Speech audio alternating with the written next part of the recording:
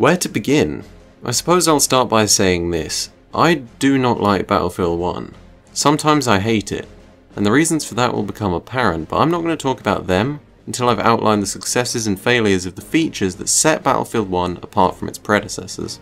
These features are operations, behemoths, elite classes, and graphics. 1 was executed flawlessly, 2 were plagued by only minor issues, and another was one of the best or worst additions the franchise has ever made depending on who you are. Place your bets now, because we're going to jump right in. I find this game about as immersive as a Dormouse's paddling pool, but it must be said, it looks incredible. Weather effects, explosions, bullets, guns, vehicles, behemoths, you name it. I'll be damned if the airship going down isn't one of the best looking things I've seen in all my time gaming. It's pretty impressive when a game can pull me right out of the action just to watch the flames. What more can I say? It's perfect. And that's no more apparent in the brutal clashes of armies in Battlefield 1's new game mode, Operations. By God, did DICE get this right. Operations is all about immersion. It's about giving you a gun and putting you in this fantasized version of World War I through the history, the mechanics, or the genius way of explaining the transition between maps. It's the chaos in an all-out war, and that comes at the sacrifice of a fair, balanced, competitive Battlefield experience. But that's okay because it doesn't replace anything. I personally find the historical window dressing incredibly annoying simply because after the 100th time hearing it I could recite it backwards. I imagine they did it to appease the reviewers who play a game only for 5 hours, but that doesn't detract from the impressively thoughtful mechanics of the mode. Attackers and defenders fight over sectors of a full map. Those sectors have 2 to 3 capture points within. If attackers take all 3, defense is pushed back to the next sector and the cycle begins again, until defense is pushed back onto the next map. If defenders hold out for long enough to work the attackers through their 200 lives, the match restarts on the last sector with the attackers backed up by a behemoth. This can only happen one more time before defenders win for good. It's a perfectly balanced set of mechanics that works to immerse you in this setting of World War I like has never been done before. Aside from the behemoths, which we'll talk about later, and the fact that attackers can't kill snipers who hide out of bounds, the game mode is executed flawlessly. Noticeable fluctuations in quality come from the map you're playing on. Seems to me it's consistently the tighter maps like Verdun and Monte Grappa that feel far better to play on than the more open ones. That statement may seem subjective, it's all about the type of combat you enjoy the most, right? Close quarters or long range. I don't think so. I think these maps were built specifically for the mode. Operations is about immersing the player into a World War I setting, and on Monte Grappa you can see how the designers wanted the players to be taken through a structured battle, with a beginning in the church, middle in the bunkers, and an explosive end in the stone fortress. It's that almost story-like structure combined with the speckless mechanics that make the Iron Wall operation an experience every gamer should get to see. It's a shame the maps that have this structure are so few and far between, with Argonne Forest, Monte Grappa, Foul Fortress, Fort Vaux, and Verdun Heights being the only 5 examples that come to mind. The other 9 or so are far more suited to Conquest, with the map's features being spread evenly rather than on a storyboard. But even with those 5 or those 3, if you don't own They Shall Not Pass, Operations is still one of the franchise's greatest features. DICE should be proud of themselves. I'm now going to talk about the elite classes. They're done the exact same way as Battlefront, as in they're given to the guy who gets the pickup, but with a few changes that improves that idea greatly. Now the pickups spawn in the same area every time, and it's marked with an indestructible box so no one has to memorize the location. I doubt greatly that DICE didn't consider simply making the classes available from the spawn screen like so many players wished for after Battlefront. They chose this option for a reason. Chaos. Having an elite class spawn slap bang in the middle of war zones means there's a mad dash towards it. Even if you die, the enemy team doesn't get it. And when you manage to dodge and dive your way through the crossfire, get the pickup and make it back to safety alive, it gives you one of the biggest rushes I've felt in a long time. So I've said that their implementation was good, but what about the classes themselves? Well, there's the Flame Trooper, the Sentry, and the Tank Hunter. Flame Trooper gets, as you'd expect, a flamethrower and an armor bonus. He ends up being the hardest to use by far of the 3 because he's only viable in close range and makes himself very obvious, meaning you have to clear out any group of enemies you see as quickly as possible. You'd expect then that the Flame Trooper would see far less play, but that isn't the case because you get the same kit from the same box every time. It's always the Flame Trooper or Sentry or Tank Hunter, which allows DICE to try and balance the weight the classes have on the game. They do that not only by controlling their distribution, but also by giving them a massive vulnerability. The main strategy for taking out these classes isn't actually coordinated fire, it's melee. One bop to the back or a bayonet charge and it's game over. This means, in any given situation, any normal class can outplay the elites if they think smart, which therefore means the elites themselves need to be wary. It's not an easy mode, just a different loadout and a health boost. The sentry has a suit of armor and a big fucking gun, but his armor weighs him down to a comparative crawl. If he makes himself too obvious, someone's gonna bayonet charge him. Quick thinking and positioning is still required even with what seems like the most bullheaded of the three. Finally, there's the tank hunter. He's got a tank gun which will one-shot any player and do 20 to 35 damage on any vehicle. He can't abuse this because he can only use it while prone and the reload animation takes an age, so you have to reposition every time you make a shot at infantry or armor. He's also got a truckload of grenades and a sawed-off shotgun for close range backup. Of course, using it means putting yourself in danger of melees, so once again you have to be smart. And there we have it. 3 well-balanced elite classes designed to mix up the combat and of course contribute to the chaos in a fun, balanced way. Here they manage it excellently, if only for the fact that they require such a skilled hand, unlike the heroes in Battlefront. Another successful implementation from DICE.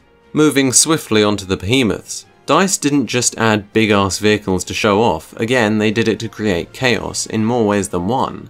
It seems to me that DICE's core design philosophy when developing Battlefield 1 was create as much chaos as possible, because chaos equals fun. Keeping that in mind, there are 2 major ways the behemoths cause chaos. The first is by being an unstoppable death machine blowing the hell out of everything in its path. The second is by making every match as close as possible. And the way they do that is by being granted to teams losing by a significant margin, allowing them to storm a few select objectives, slaughter the enemy team and get a foothold back in the game, all while the opposition spends their time and resources trying to take the behemoth out. Having played 175 matches of Battlefield 1, I can confidently say that the behemoth is successful in closing the match with both teams less than 100 points away from victory about 30% of the time. That might not sound like much, but it's still very impressive. The other 70% of matches end up with the losing team 300 points at the very most behind the winners, with the majority of games ending with an approximate 150 point difference. I have to reinforce that these numbers are just estimates based off of my experience, but regardless of their accuracy, I am 100% certain that the behemoths were a successful game balancing mechanic. There is a problem with them though, aside from the fact that getting nuked by a train or dreadnought from across the map is slightly questionable. And that is that they conflict with the ideology of a competitive game. In a balanced, fair game, you don't reward the losing team for losing and you don't punish the winning team for winning. But that's exactly what the behemoths do, all in the name of bringing matches closer. The Battlefield franchise have never been totally fair, balanced games, such as the nature of having 64 players on giant maps with a low time to kill. They've always been chaotic and a lot of people played them for that. But before, chaos, or as some like to call it in its worst form, bullshit, came in the form of getting sniped, killed by a grenade you couldn't avoid, or a tank sitting across the map, or a jet. You traded a fair, 100% competitive shooter for the fun of all-out chaos. Now it comes from all those things, and so much more, including the behemoths. Not only will they routinely kill you with no way of predicting it, but they will also drag your games out, forcing you to keep fighting in a hopelessly losing match. The matches are closer, but is that a good thing? Let's find out. There are exactly 2 possibilities when a team is awarded a behemoth. 1. They turn around the game and win. For the losers, those who care about winning or losing call bullshit as they lose undeservingly. They get a tenser match, but they don't want chaos if it takes so much away from the competitive aspect of the game. Those who don't care about winning or losing call bullshit as they continually get blown sky high by a vehicle they don't get access to. For the winners, those who care feel great as they manage to win a losing game. Those who don't care are unaffected. Chaos seekers, be them winners or losers, love it. More explosions. Only 2 of 5 types of players benefit from Scenario 1 happening. Scenario 2. They don't win, but they do make the game a significantly closer call. This will almost always extend the game's duration significantly as the losing team take back a few points for a good amount of time, meaning the winning team wins slower. For the losers, those who care are pissed off as they have to play a continually losing game for longer. Those who don't are slightly miffed, certainly not pissed off, because they're stuck on the same map far longer with no tension to keep them going. From experience, I'll say that it's very obvious when a game's going into Scenario 2. For the winners, those who care are unaffected because they'll know that the behemoth won't win the enemy the game. Those who don't are annoyed because they get killed to bullshit more often. Chaos Seekers are again happy, they just want blood. In this case, only the Chaos Seekers benefit. Rarely, the game can come down to 10 or 20 points. In this case, the tension can get so high that no one cares about winning or losing. It's a mad dash for those final points, and it's amazing. The behemoths make this happen far more often than it would without. But are these few moments worth it? Is the tension worth the damage they do to the flow of the game? Chaos Seekers say yes. Everyone else? I don't think they'd be as enthusiastic. It depends on how you personally weigh the spectacle against the outcome of the game. Now, I'm fully aware that categorizing people is never going to be 100% representative. Players are only going to mildly care about winning or losing, and I think everyone is going to enjoy the chaos at least a little bit. But I think the categories I present are perfect for Battlefield 1, because this game cut gamers in two. Half wanted a fairly competitive 64-player shooter with a high skill cap, just like Battlefield 3 and 4. I think this half represents the majority of the Battlefield community. And then there's the other half. This half saw the Battlefield 1 trailer at E3, listened to Seven Nation Army backing a bunch of explosions and stuff, and got hyped for a game that would fulfill the lust for chaos that was left unfed after Call of Duty was losing popularity and Infinite Warfare was slammed into the dirt, not only by outsiders but by its very own community. I'm certain DICE thought about this, because there's no other reason they'd take such a massive left turn on their previous games unless they were visited by a fucking genie. Battlefield 1 is the most chaotic game I've ever played. It's a 64-player meat grinder, and though I do like my explosions, the behemoths are not the only negative effects such a philosophy has had on the game. Whether it be balancing issues, glitches, bad code, or greedy publishers, I've got a list of all the things I think are fundamentally bad about Battlefield 1. Welcome to the shit list. The melee system. The Battlefield franchise has never had good melee combat, but holy shit. I can only describe close quarters combat in this game as jumping around, mashing R3, hoping one of you gets pulled into the kill animation. This is a direct result of the tunnel vision FOV, meaning the moment either of you start moving, there's no way of keeping track of the other. And the bayonet charges? You could have your gun so far up an enemy's arse that it clips through them, but the game won't give you the kill because your foot was stuck on a plank or something. This awful system leads to some of the most comical fights you could imagine in a game that's supposed to immerse you. It pulls you right out of the game, not that the numerous other forms of cataclysmic bullshit won't have that covered. EA, it's not in the game, it's behind the paywall, but we won't tell you that. Oh no, we're gonna make your scummy ass queue up for 6 minutes to get into a Premium Friends match, only for us to tell you to pay up or get lost. By all accounts, this should have worked. The party leader had Premium. Premium Friends was active. I queue up for 6 minutes. When I get a space, it fades to black and... Premium Pass required. I swear, this can't be a technical fault. There's something malign going on here.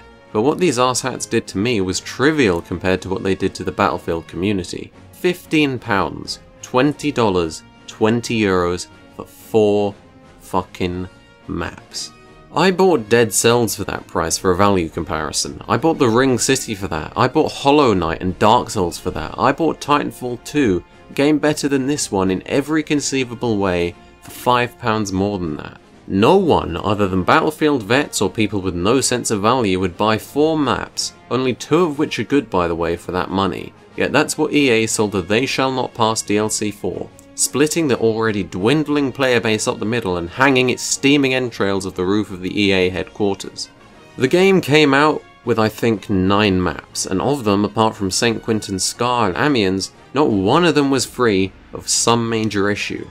Argonne Forest had grenade spam out the arse, Suez was one of the worst maps in Battlefield history, far too much of Foul Fortress's conflict was over who gets the best sniping spot. Empire's Edge had some of the worst explosion mania I had ever seen around C, D and B. Monte Grappa is infested by snipers and has the same problem as Empire but on B and D. Sinai Desert is literally pure cancer due to the fact that there's a sniper haven around B and A, and Ballroom Blitz is a sniper fest outside due to the perfect sightlines, and an explosion fest inside due to the placement of the points, and how easy it is to get grenades in. None of them were awful bar Suez, but they were heavily flawed, and with the problems I've already highlighted, 9 maps weren't gonna cut it.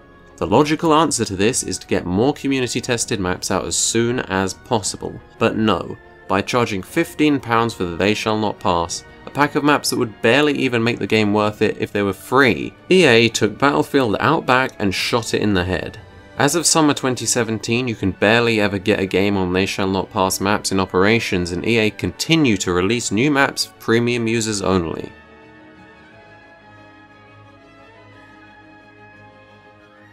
Vehicles. No, I'm not going to call them overpowered, because unlike snipers and Hellregal users, you can hear and see them coming. I'm going to complain about the physics. Controlling one of these bitches is like trying to ride a rocket-propelled rhino with both arms strapped behind your back. The motorcycle, like the melee engagements, handles so bad it's beyond slapstick. Seriously, 50% is me taking the wheel, the other 50% is God. You move your stick slightly to the left or right and all of a sudden you're on Wikipedia as the world's first fidget spinner. And don't get me started on the rocks.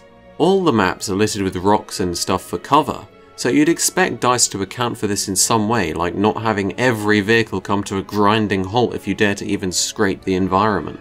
Cars are just as bad as bikes in this regard. Tanks avoid this problem, but they still get wedged in trenches and holes way more often than they should.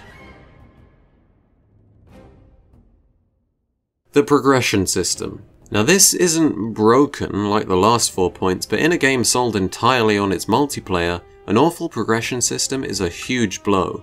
You have your normal rank progression, which is awarded at the end of each match. Every time you level up, you get war bonds, which is in-game currency for spending on unlocks. Everything other than the starter kits is an unlock, but before you can spend the war bonds on them, you need to rank up your classes: Assault, Medic, Support and Tosser by playing them. There's 50 ranks total, but unlocks only up to rank 10, which you'll hit after a good 15 hours of playing with any given class. Problem is, after 15 hours of playing with a class, you'll have so many war bonds that you could buy everything available twice over, which completely invalidates the traditional level ups of the rest of the game. War bonds are only important for the first 10 or so hours, if that, because you probably won't even want to buy everything, since in reality there's only about 5 guns to a class. The game displays at least 12, but that's because it wants you under the impression that those variants mean something more than simply being an attachment. Yeah, the only difference between an optical or a marksman or a sweeper is slightly edited stats and maybe a different scope. They literally are attachments. If I got into the nitty-gritty of how unbalanced the guns were for each class, we'd be here for a decade. We haven't even gotten to the worst part yet. Guns stop unlocking at rank 3 for each class. I said rank 10 earlier. Yeah, there's a rank 10 gun for each class, but between 3 and 10 is radio silence. Then you damn well expect the rank 10s to be excellent, right? Given that there's nothing after them for the rest of the game? Well, the Hellregal and Martini Henry are rank 10s, so yeah. Wait, no. The Medic and Support rank 10s are the 2 worst guns in the game. I'm not joking, I'm not exaggerating. But to make up for it, in February, DICE released the Shoshat and the RSC 1917, 2 unique guns for the Support and Medic respectively, in the They Shall Not Pass DLC. But maybe we can forgive DICE, because there's loads of beautifully designed and modelled skins for every gun, including my frankly awesome looking white Seiregotti. Except you get them in RNG based battle packs that only drop at a reasonable rate if you buy microtransactions. I'm cringing at the moment, but some among you may have noticed that when I said we haven't gotten on to the worst part, I never said that was it. No, that pales in comparison to this. So, we know the gun progression sucks, but what about the character customization? There isn't any. Shotguns and snipers. Shotguns are one-shot kills up to a good 10 yards. Why do they exist? Deaths are already unpredictable enough, they shouldn't be here, plain and simple. Snipers have a place, if only for the fact that you actually need to aim to use them. Though there's clearly a problem, because for a class as specialised as the Scout, there sure as shit seems to be a damn lot of them.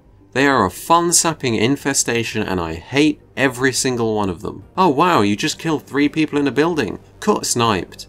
No way of protecting it. No way of responding to the guaranteed 1 body shot insta-kill in the sweet spot range. or even up close with a maddeningly overpowered from a stop which still somehow manages to be better than shotguns while being a pistol. This happens so often it's funny. It's like the moment you pick Scout class you get a call from EA offices offering you a 20-year-old crisp packet or whatever they can afford to spare in exchange for you to only pull the trigger on someone when they start having fun. EA's deal must have selling your fucking soul in the small print, because I can't imagine the kind of person who would willingly sit in the most awkward scumbag positions they could find for the duration of a game simply moving their reticle and pulling the trigger. Where's the fun in that? People who main Scout should be put on a government watch list. I can't criticise the game for its player base of course, but it was DICE that enabled them. It's not like this in any other game like it. I think it's a combination of how sniper friendly the map design is with perfect sightlines and excellent hiding spots with how easy it is to snipe. I don't snipe that much in video games, but my impression from those who do is that Battlefield 1 makes it far easier than previous installments. Depth and balance taken away in the name of chaos again. Moving on.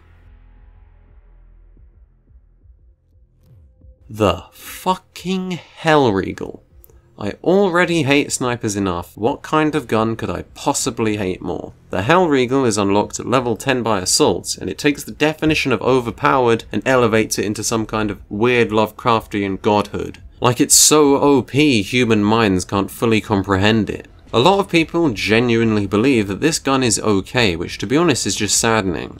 If this gun isn't overpowered, then why are at least 85% of my deaths by Assault from a Hellriegel? Keep in mind that it requires rank 10 to unlock. So if the proportion of assault deaths is that high, then the number of people who have the Hellriegel who use it is probably closer to 100%.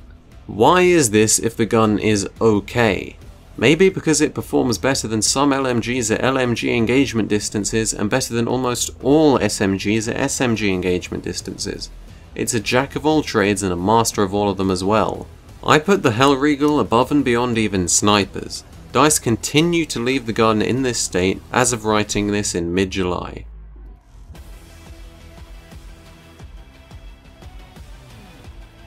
The spawning system. We spawn you further from the objective for your own safety. Is it Battlefield? That's the impression I got when you spawned me inside of a fucking tank. And I don't mean that as in I spawned in a seat. I mean that as in I spawned clipped into an enemy heavy tank with a gas grenade on the floor and half an army 10 feet in front of me. I'm aware this is a single anecdote, but I don't mean to imply being effed by the spawning system is a rare occurrence. When objective spawns aren't putting you a cross-country hike away from the objective for your own safety, squad spawns are letting people appear on long dead teammates. It doesn't help that you can't see how much health vehicles are on from the selection UI. When a spawn point becomes unavailable just after your countdown ends, the UI freezes for 20 seconds until it finally tells you that you can't spawn on your selected point. Thanks, Battlefield. Grenades and explosions in general. It's not that they exist, it's that they're so frequent it looks like you tried Inception with Michael fucking Bay. I'm about to list off every source an explosion can come from in Battlefield 1. You might want to grab a snack. Medics get one grenade of the basic choice of frag, gas, incendiary, mini, impact and a few others that I can't remember. They also get, if they choose to forfeit the ability to revive, a rifle grenade. It's basically a grenade launcher with the velocity of an RPG. So that's 1 to 3 grenades for medics per life, not including refills from supports. Supports get their usual grenades, and assuming that no one's a big enough dickhead to sacrifice the ammo pouch or crate, the choice of either the crossbow grenade, which is the rifle grenade but cooler, a mortar, and finally the limpet charge, which is a timed C4. The limpet charge requires an incredibly skilled hand due to DICE's decision to only let the player chuck it 2 feet in front of them. Damage is underwhelming too. Regardless, the support will have at the very least 2 major explosions plus infinite refills for both you and your team. DICE made LMGs far weaker than they should be though, so it balances the class even if it contributes to the breaking of the game. Scouts can fuck off, no one cares. So that leaves us with assaults. Oh god, assaults. The default loadout has 1 usual grenade, 2 anti-tank grenades, and 3 shots for their personal RPG, or as the game calls it, the rocket gun. That's 6 massive explosions per life with no refills. The majority of assaults, as it seems, don't even use them against tanks as they're meant to, but instead just Hail Mary into enemy lines and hope for the best. Speaking of tanks, there's an assault tank, a heavy tank, a land ship, a light tank, and an artillery truck. Those are just the ones capable of explosions, but that's not even close to being everything. There's the attack plane, the bomber, the fighter whose darts still count, field guns, fortress guns, howitzers on premium maps, and of course the 4 behemoths who are all capable of delivering their own flavour of unpredictable explosive deaths. The only behemoth I consider to be okay is the airship because you can very easily see it coming.